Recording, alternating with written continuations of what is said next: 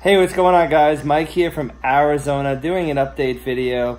I have a lot to talk about today. I've been working on this project for a little bit of time, and as you can see from my prior video on how to drill a glass aquarium, you might suspect what's coming up. So I am going to show you the progress on this new project that I've been working on.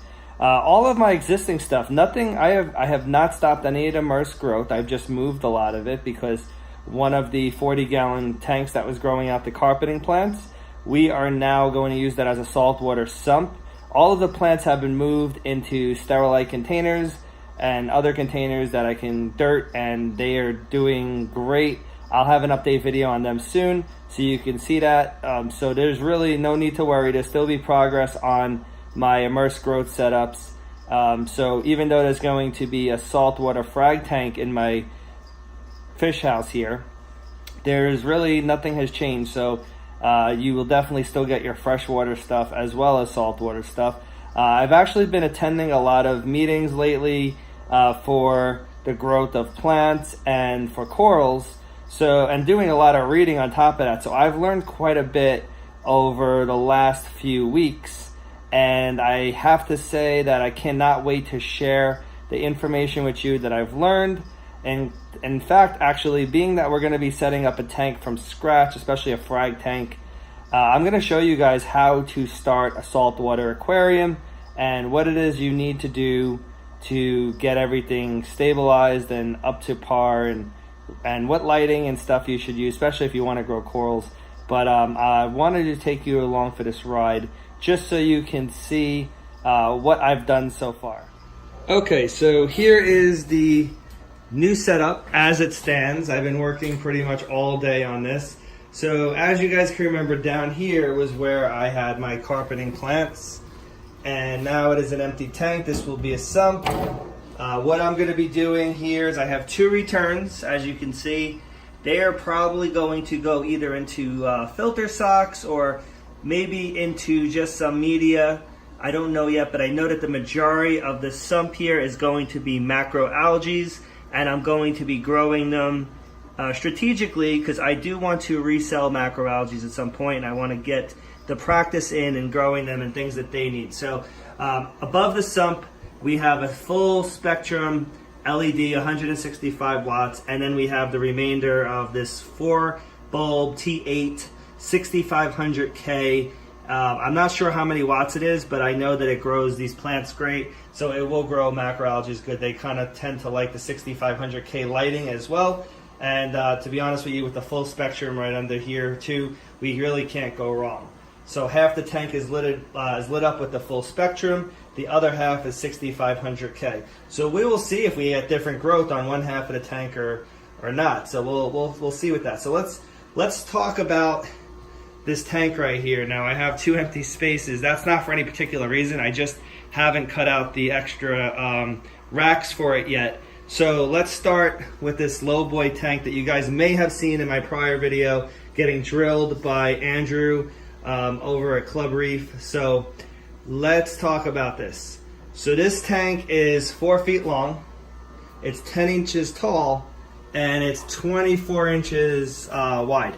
So as you might notice, I do have lids on here. Now again, it's not fully covered, which I know there's going to be some evaporation anyway. So it's not fully covered, and the reasoning for that is that I do understand that there will be some evaporation anyway, and on top of that, I want to be able to, if I want to remove a lid so I can take pictures or feed the corals, I want to be able to just move it like this and not have to move the whole thing, so I can actually have easy ways of doing that. Okay, so I can easily get in and out. It does not hinder the light in here. It's exactly the same intensity with or without the lid on top. You know, I may even just I may even cut this actually in half just so I can have 3 separate parts of the lid, but I don't know. Either way, I like the way that is. Not really, I don't really care that there's some spots where water can evaporate out of, because again, we're going to get evaporation anyway.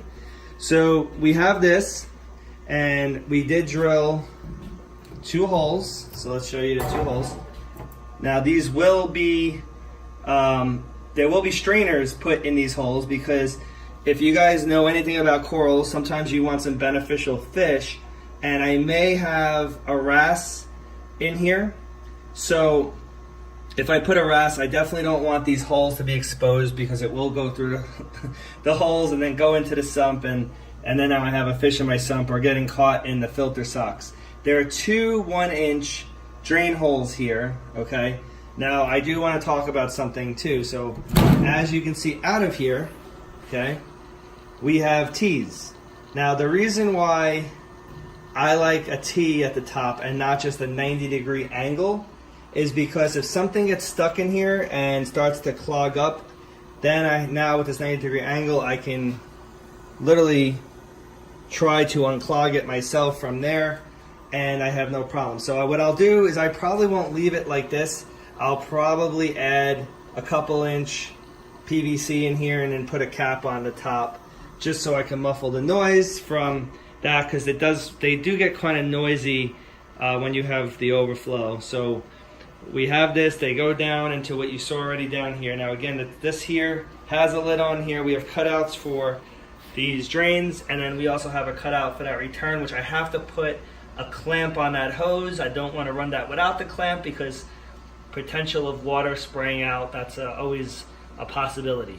As you can see from there, this actually goes right beneath the surface of this stand, and then it comes out over here, comes around there. I have it zip tied to there so I don't get much movement, and right out the top right here, and we'll see where the water level goes. I'm thinking that the water level should go right above this return.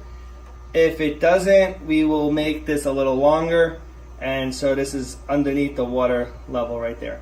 And I will most likely drill a hole for a siphon break because I don't want anything to go back into the sump from the other way. However, I don't think I'll get an overflow completely because basically this is not going to be draining the entire tank back into the sump by going back this way. Not to mention, I'm probably going to fill this up about 3/4 of the way. So I just figured that, and then I haven't decided yet whether or not I'm going to use a skimmer, because when you're growing corals, guys, you don't necessarily want your water to be too clean. So I may or may not be adding a skimmer to this setup. We will see. I have done skimmerless setups and been completely successful with them. So I am going to try to run this setup completely without a skimmer and just a sump with a refugium. Okay, so we will see. And not to mention, we just want the water to be have as much nutrients in it as possible without spiking the nitrate levels. And if we can actually achieve that, then there's no reason to run the skimmer. So we will see. I think overall total, like this is a 50-gallon tank on top, and that's a 40-gallon. Obviously combined is 90 gallons. I don't believe we're gonna come anywhere close to 90 gallons. I think at most we might be doing 65 or 70 gallons total water volume. I don't have the salt in here yet, but I'm gonna be using Red Sea salt. So basically I'll have to explain it to you what's in there next time when I actually look at the bag and tell you exactly what are all the additives in there, like what are the calcium levels and what's the alkalinity and all that good stuff, because that's going to be really important and really beneficial to coral growth. So this is the beginning of it, guys, and I hope you enjoy this. If you love corals or have corals, please let me know down in the comments. If you have never done a saltwater tank and want to learn more, stay tuned and please let me know down in the comments. If you want to see more plant stuff, that's great, because we're going to be doing a lot of plant stuff. I feel like what the direction of this channel is going to be a lot of growth and propagation for profit. So we're going to talk a lot about growing plants for profit and growing corals for profit.